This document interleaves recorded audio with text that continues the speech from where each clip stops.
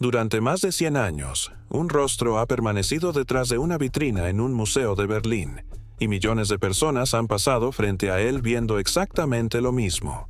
Una piel tersa, una simetría perfecta, una expresión serena e impecable que ha convertido este rostro en el más reconocido de todo el antiguo Egipto.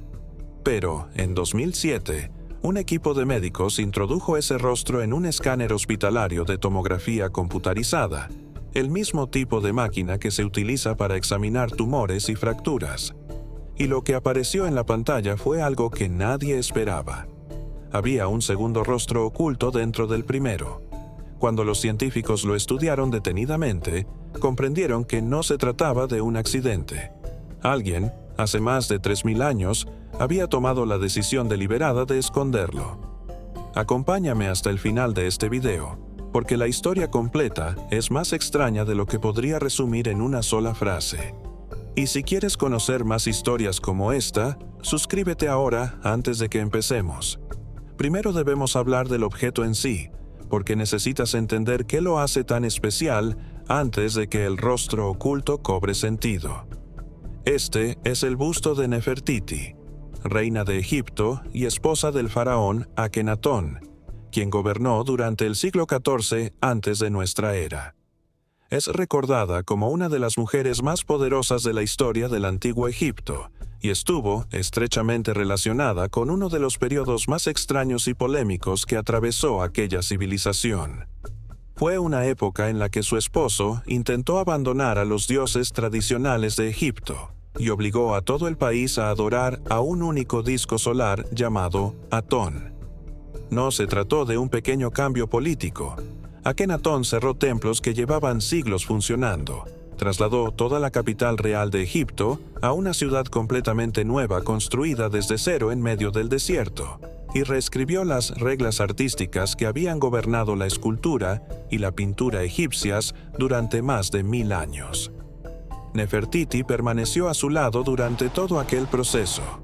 En algunos relieves de templos de ese periodo, incluso aparece realizando rituales religiosos que tradicionalmente estaban reservados exclusivamente al faraón.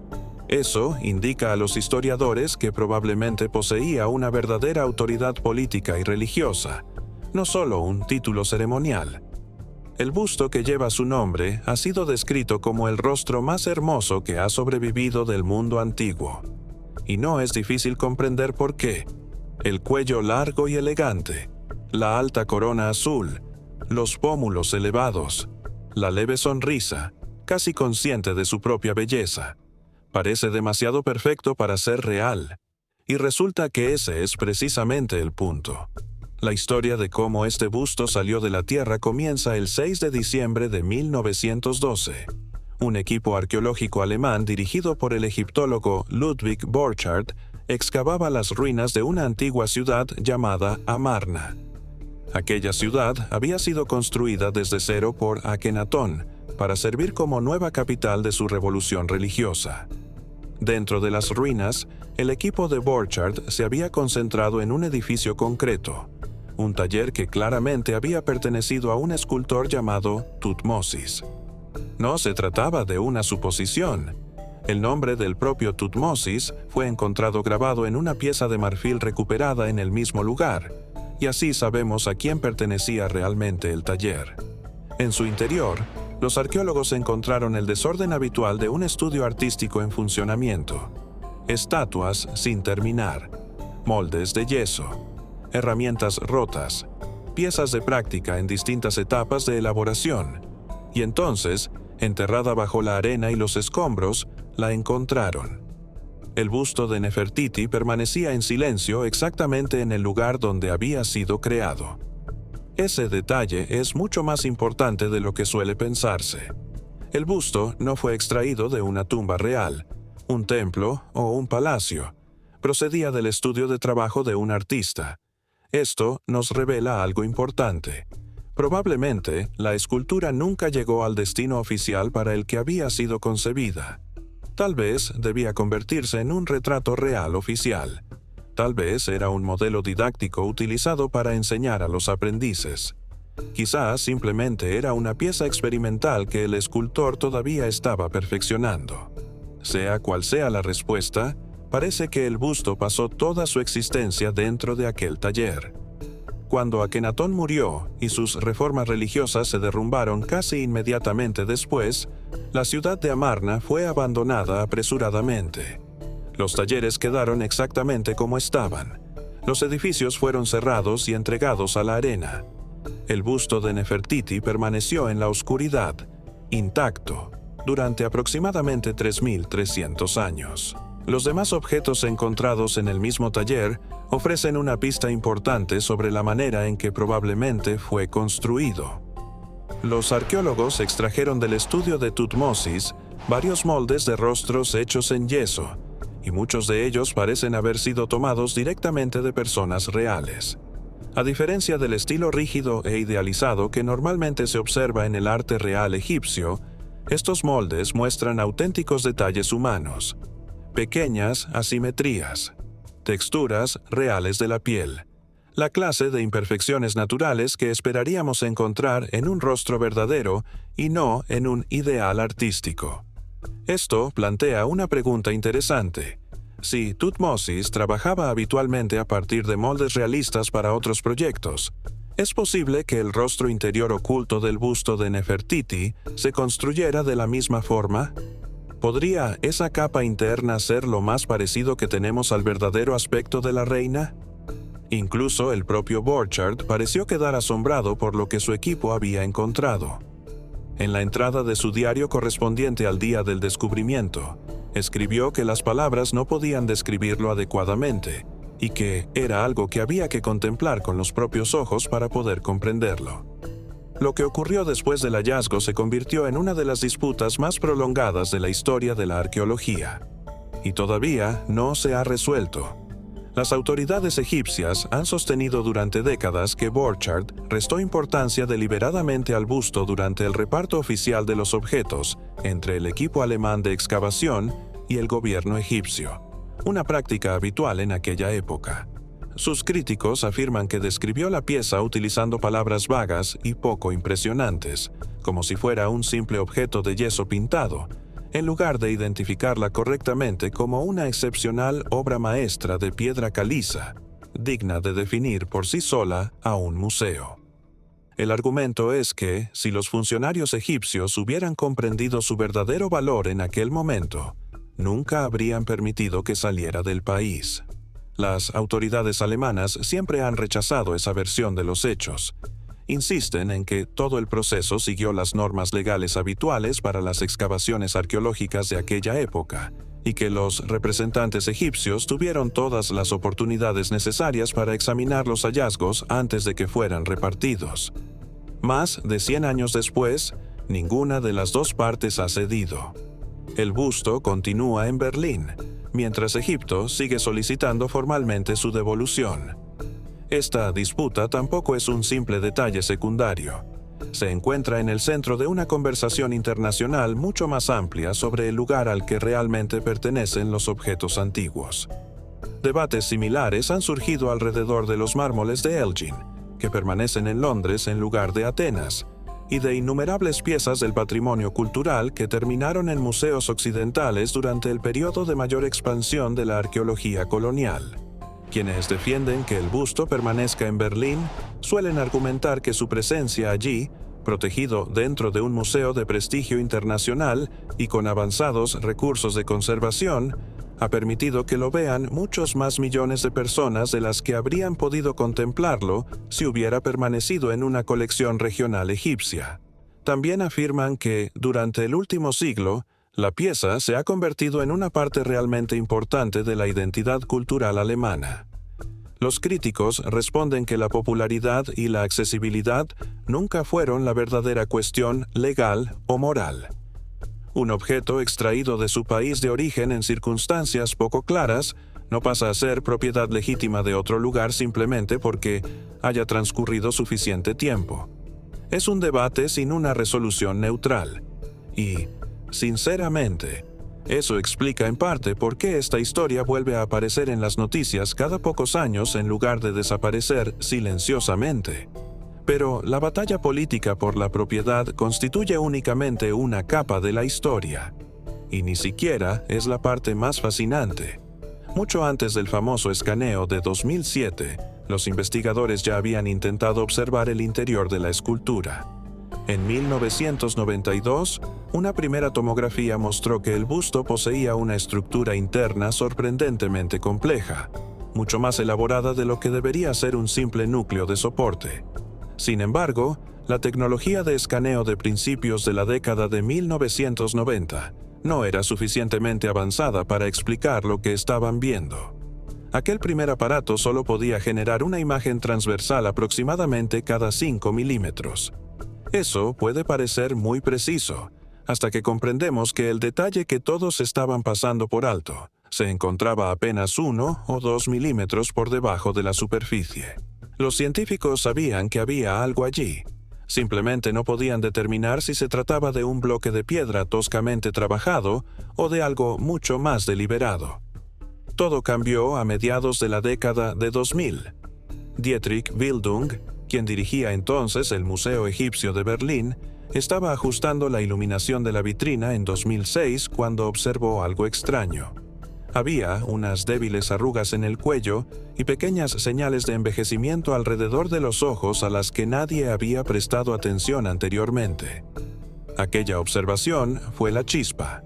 Dio lugar a una nueva tomografía completa dirigida por el Dr. Alexander Huppertz del Instituto de Ciencias de la Imagen del Hospital Charité de Berlín.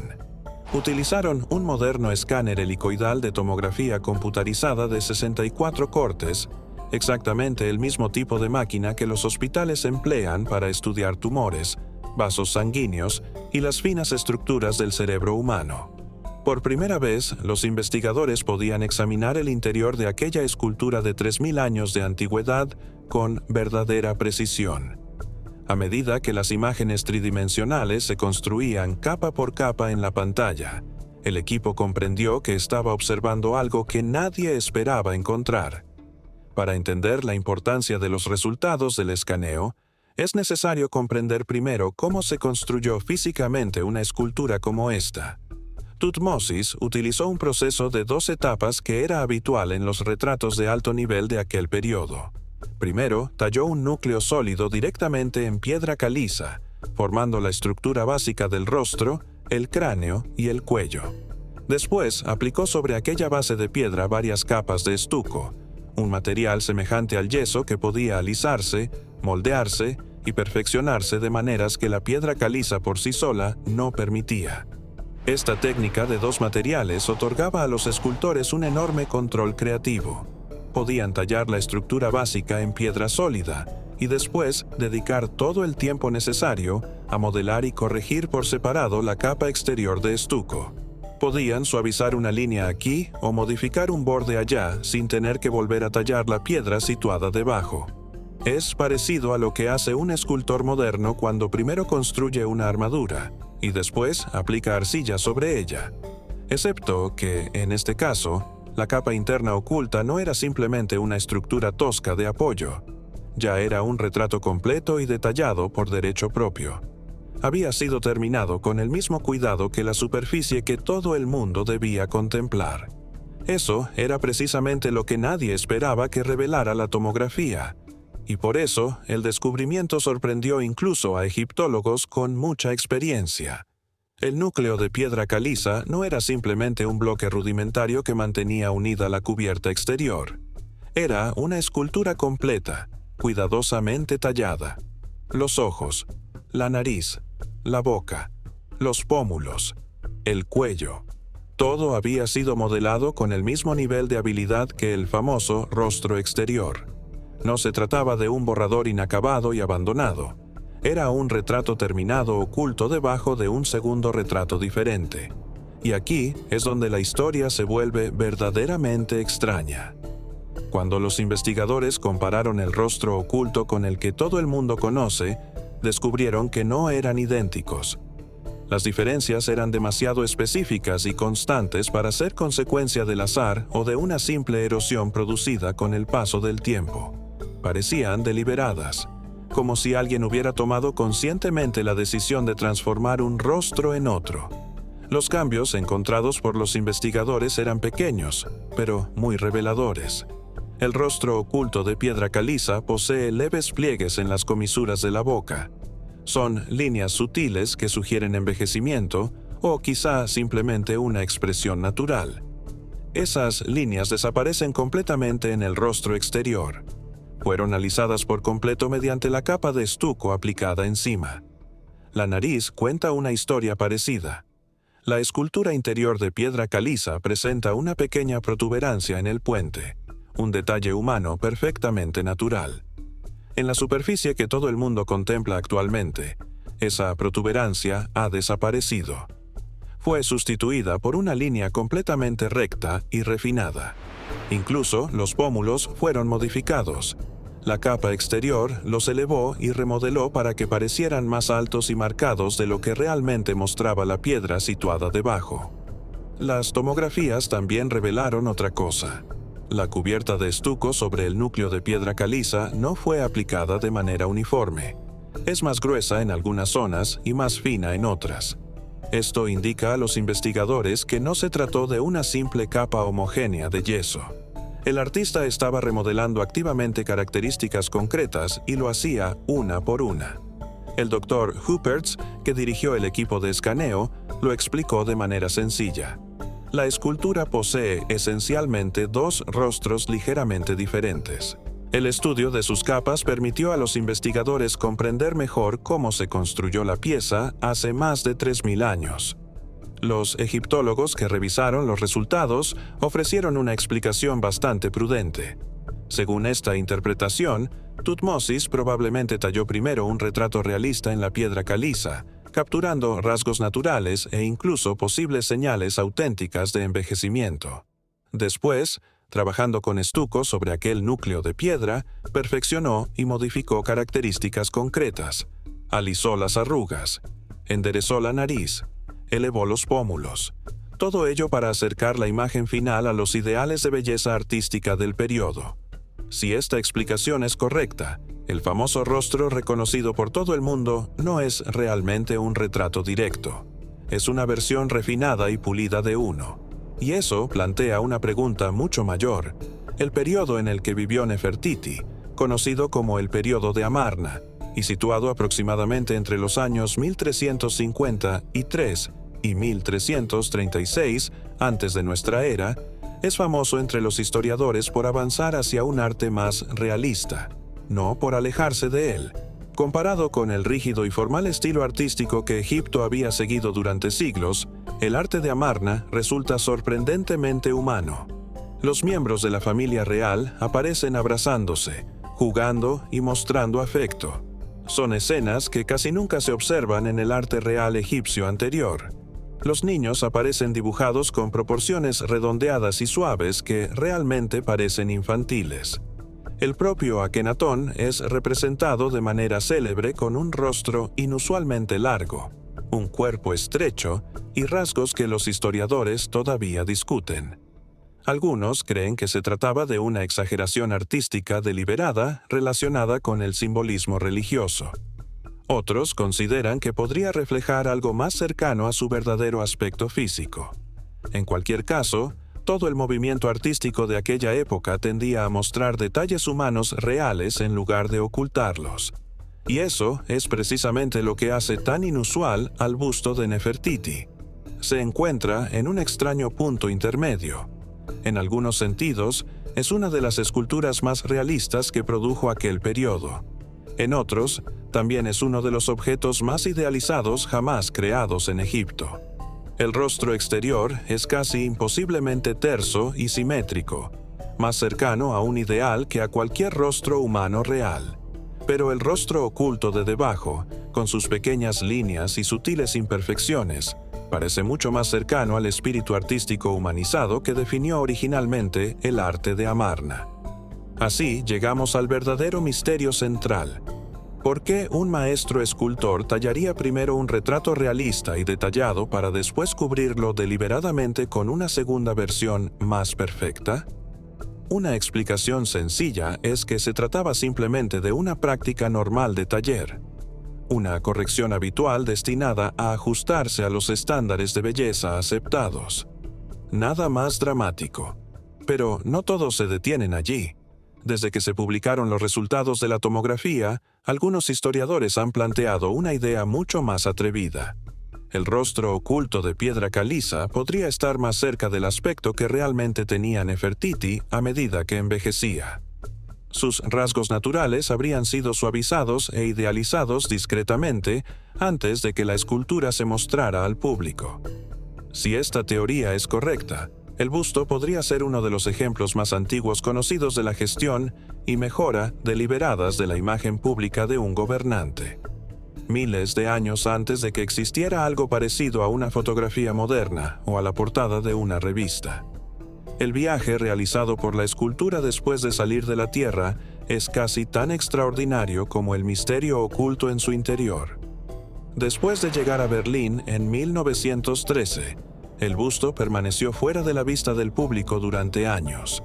Se mantuvo dentro de colecciones privadas en lugar de ser expuesto. No fue hasta 1924 cuando Berlín decidió mostrarlo públicamente. La reacción fue inmediata. Las multitudes quedaron cautivadas. Los periódicos hablaron de él con entusiasmo. Una publicación de la época lo describió como el objeto más realista jamás recuperado del antiguo Egipto. Pero su historia no había terminado. Cuando la Segunda Guerra Mundial trajo intensos bombardeos sobre las ciudades alemanas, los museos de todo el país tuvieron que trasladar sus piezas más valiosas bajo tierra para protegerlas. El busto de Nefertiti terminó oculto en lo más profundo de una mina de sal en Turingia durante el resto de la guerra. Después de la derrota de Alemania, pasó a formar parte de la colección establecida en Berlín Occidental. Durante la Guerra Fría permaneció expuesto en el Museo Egipcio de la parte occidental de la ciudad dividida. Mientras tanto, muchos objetos relacionados quedaron separados en Berlín Oriental, al otro lado del muro político que atravesaba la ciudad. No fue hasta la reunificación alemana cuando comenzaron los esfuerzos para volver a reunir las colecciones divididas. Actualmente, el busto ocupa un lugar de honor dentro del Neues Museum de Berlín, en una sala diseñada y construida específicamente alrededor de este único objeto. Probablemente sea la pieza más famosa de todo el país. Y durante cada etapa de ese viaje, Egipto nunca ha dejado de solicitar su devolución. En 2003, el conocido egiptólogo Zahi Hawass pidió formalmente a Alemania que devolviera el busto. Argumentó que la salida original de la pieza de Egipto nunca se había gestionado correctamente. Alemania respondió que no. Hawass volvió a presentar la solicitud en 2011. La respuesta no cambió. Actualmente, el busto sigue en Berlín y cientos de miles de visitantes pasan frente a él cada año, admirando su exterior impecable y simétrico. Casi ninguno sabe que justo debajo hay un segundo rostro. Un rostro que parece ligeramente mayor, un poco menos perfecto, y muy posiblemente algo más cercano a la verdadera mujer que vivió hace más de 3.300 años. Desde que los resultados del escaneo se hicieron públicos, los especialistas continúan debatiendo el verdadero significado de esos dos rostros. Con el tiempo, la conversación se ha convertido en una pregunta sorprendentemente moderna. Se estaba gestionando y moldeando cuidadosamente la imagen pública de Nefertiti de la misma manera que hoy se administra la imagen de una figura pública. Fue diseñado intencionadamente el rostro exterior para presentar una versión más joven e idealizada de la reina que la que había sido tallada primero en la piedra. Varios historiadores creen exactamente eso. Señalan que el arte real egipcio nunca estuvo realmente destinado a funcionar como un retrato directo y completamente fiel. Las imágenes de los faraones y las reinas existían para proyectar poder, belleza y condición divina ante el público. La precisión literal era, con frecuencia, la parte menos importante del trabajo. Vista desde esa perspectiva, la cara exterior deja de ser solamente una escultura y empieza a parecer una herramienta política. La capa de piedra caliza escondida representaría a la verdadera mujer situada debajo. El exterior pulido y perfeccionado representaría la imagen que la corte real decidió mostrar al mundo. Pero no todo el mundo está de acuerdo con esa interpretación dramática. Otros investigadores sostienen que las diferencias entre ambos rostros, aunque resultan verdaderamente interesantes, podrían ser demasiado sutiles para respaldar una teoría sobre el control político de la imagen. Desde su perspectiva, los cambios podrían ser simplemente el resultado natural de trabajar con dos materiales muy distintos. Tallar piedra caliza y modelar estuco no son procesos artísticos comparables. La piedra caliza produce de manera natural una superficie ligeramente texturizada e imperfecta. El estuco, en cambio, permite crear transiciones mucho más suaves y contornos más delicados y refinados. Por eso, aquello que desde una perspectiva parece una manipulación intencionada de la imagen, podría ser, desde otra, la etapa normal y esperada del acabado de una escultura. Según esta interpretación, Thutmosis no estaba fabricando propaganda. Simplemente estaba terminando una obra de arte de la manera en que lo habría hecho cualquier escultor competente de su época. Sea cual sea la explicación que prefieras, el descubrimiento plantea una pregunta mucho mayor que los historiadores todavía no pueden responder completamente. ¿Cuánto sabemos realmente sobre Nefertiti como persona? La respuesta honesta es sorprendentemente poco. No existe ningún diario. No se ha encontrado ninguna carta personal escrita de su puño y letra. No sobrevive ningún relato directo que describa su personalidad, su vida cotidiana o la manera en que realmente pensaba y sentía. Casi todo lo que creemos saber sobre ella está filtrado a través de imágenes, estatuas, relieves de templos y obras de arte oficiales de la realeza. Y de todas las imágenes que han sobrevivido, ninguna ha influido tanto en la idea moderna de Nefertiti como este busto. Durante más de 100 años ha definido silenciosamente la forma en que el mundo entero la imagina. Pero si el rostro exterior fue realmente refinado y modificado de manera intencionada a partir del retrato tallado debajo, entonces la imagen exacta que se convirtió en su identidad mundial también podría ser la versión menos fiel a su verdadero aspecto. El estilo artístico más amplio del periodo de Amarna añade todavía más capas al rompecabezas. El arte oficial del reinado de Akenatón muestra con frecuencia a la familia real con rasgos distintivos y exagerados: cráneos alargados, cuellos largos y delgados, estructuras faciales muy marcadas que aparecen una y otra vez en los relieves de templos y las esculturas formales de aquel periodo. Los historiadores todavía debaten si esos rasgos reflejan características físicas auténticas de la familia real, un estilo artístico o religioso específico de aquella época, o una combinación de ambas posibilidades. Pero hay algo interesante. El famoso rostro exterior del busto de Nefertiti no sigue realmente ese patrón exagerado. Carece de muchas de las características estiradas y estilizadas de Amarna que esperaríamos encontrar basándonos en otras obras del mismo periodo. En su lugar, presenta una imagen más equilibrada y convencionalmente atractiva. Una imagen que, incluso hoy, coincide de manera sorprendente con las ideas modernas de belleza. Entonces, se construyó este busto para cumplir una función distinta de la de los relieves formales de los templos de aquella época, o las modificaciones finales de estuco alejaron deliberadamente el retrato del estilo típico de Amarna para aproximarlo a una apariencia más universalmente atractiva? Nadie puede responder con certeza. Y esa incertidumbre es una parte importante de la razón por la que esta historia sigue siendo tan fascinante más de un siglo después de que el busto fuera extraído de la arena.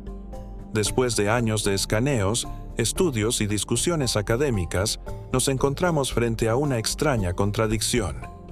En cierto sentido, probablemente conocemos más detalles físicos de este rostro concreto que de casi cualquier otro que haya sobrevivido del mundo antiguo. Los investigadores han cartografiado sus capas, han analizado sus pigmentos, han medido su estructura interna. En algunas zonas, incluso han calculado el grosor de la pintura hasta fracciones de milímetro. Y, sin embargo, con toda esa precisión, todavía no podemos afirmar con verdadera confianza cuál era el aspecto real de Nefertiti. porque el rostro que reconoce todo el mundo no es el que fue tallado originalmente, y el rostro que fue tallado originalmente permaneció completamente oculto durante más de 3000 años. Existe una tercera forma de interpretar todo este misterio, una que evita por completo el debate entre la propaganda y la imperfección auténtica. Tal vez los dos rostros nunca debieron ser considerados versiones enfrentadas. Quizá eran simplemente dos etapas diferentes de una única obra de arte en proceso. Según esta interpretación, la escultura de piedra caliza era solamente la base sobre la que trabajó Tutmosis, el punto de partida estructural antes de aplicar el estuco para perfeccionar y terminar la pieza. El rostro oculto nunca habría sido diseñado para contemplarse por sí solo. Era una capa interior privada que existía únicamente para sostener la imagen pública construida sobre ella. Si la historia hubiera ocurrido de una manera ligeramente distinta, nadie habría sabido jamás que aquella cara interna existía. Y quizá nunca debía ser descubierta. Pero el destino tenía otros planes. Primero, un arqueólogo alemán colocó la pieza dentro de una caja de transporte en 1912. Después, décadas más tarde, un médico de Berlín la introdujo en un escáner hospitalario de tomografía computarizada y reveló algo que había permanecido invisible durante más de 3000 años. Entonces, ¿qué cambió realmente desde que se publicaron los resultados de aquellos escaneos? Ahora sabemos con certeza que la escultura no es un objeto único y sencillo. Es una construcción compuesta por varias capas, un núcleo de piedra caliza cuidadosamente tallado y cubierto por estuco aplicado con gran precisión. Sabemos que existe un segundo retrato completo oculto bajo la famosa superficie reconocida por todo el mundo. Un rostro totalmente elaborado que presenta diferencias concretas y deliberadas respecto al que se encuentra expuesto. Y sabemos que el escultor, casi con certeza el propio Tutmosis, remodeló intencionadamente determinados rasgos entre la versión interior y la exterior. Esa elección deliberada podría ser el detalle más fascinante de toda la historia. Convierte una escultura de 3000 años de antigüedad en algo sorprendentemente moderno. Es un recordatorio de que la distancia entre el aspecto real de una persona y la manera en que desea ser vista por el mundo no es un problema nuevo. Quizá sea uno de los problemas más antiguos que existen. Piensa un momento en lo extraño que resulta. Vivimos en una época obsesionada con la idea de que las fotografías, los filtros y las imágenes editadas pueden transformar silenciosamente la forma en que una persona será recordada. Solemos considerar esa preocupación como algo exclusivamente moderno, propio de los teléfonos inteligentes y de las redes sociales. Pero hace 3300 años, un escultor real que trabajaba dentro de un estudio de adobe en medio del desierto egipcio aparentemente estaba haciendo algo muy parecido. Talló una versión sincera del rostro de una reina y después construyó deliberadamente encima una segunda versión más idealizada para que fuera esa la que contemplara el mundo. Las herramientas eran completamente diferentes: piedra caliza y yeso en lugar de píxeles y programas informáticos. Pero el impulso subyacente parece ser exactamente el mismo: la decisión de que una imagen pulida y perfeccionada debía ser la presentada ante el público. Esa continuidad, que se extiende a través de más de 3 milenios de historia humana, es una de las partes más impactantes de todo el descubrimiento. Y es fácil pasarla por alto si solo nos concentramos en la arqueología y no reflexionamos sobre lo que realmente dice acerca de nosotros. También cambia la forma en que deberíamos contemplar cualquier otra estatua, pintura o retrato real aparentemente perfecto del mundo antiguo. Si una reina tan documentada y estudiada como Nefertiti pudo conservar una versión oculta y sin perfeccionar de su propio rostro durante más de 3000 años sin que nadie lo supiera, ¿cuántos otros retratos antiguos podrían estar haciendo exactamente lo mismo? Tal vez están sentados ahora mismo dentro de museos y nunca han sido escaneados con suficiente precisión para revelarlo. La mayoría de las esculturas antiguas jamás han sido examinadas con una tecnología comparable a la utilizada por Huppertz y su equipo en esta pieza en 2007. Eso significa que el busto de Nefertiti podría no ser una excepción extraordinaria. Quizás simplemente sea el primer caso que hemos logrado descubrir. Si este video te hizo pensar en algo que nunca habías considerado, ese es precisamente el tipo de historias que este canal quiere desenterrar. Suscríbete si deseas seguir viendo la historia explicada de esta manera, porque todavía existen numerosos descubrimientos ocultos esperando ser revelados. Deja un comentario y dime sinceramente, ¿crees que el rostro oculto representa a la verdadera Nefertiti? ¿O piensas que esto era simplemente parte de la manera habitual en que los escultores antiguos terminaban sus obras? Realmente quiero saber qué interpretación prefieres. En el próximo episodio viajaremos hasta un yacimiento de 9000 años de antigüedad en Turquía que los arqueólogos acaban de volver a abrir. Y lo que encontraron grabado en la piedra ha dejado a los expertos luchando por encontrar una explicación. Suscríbete ahora para no perdértelo.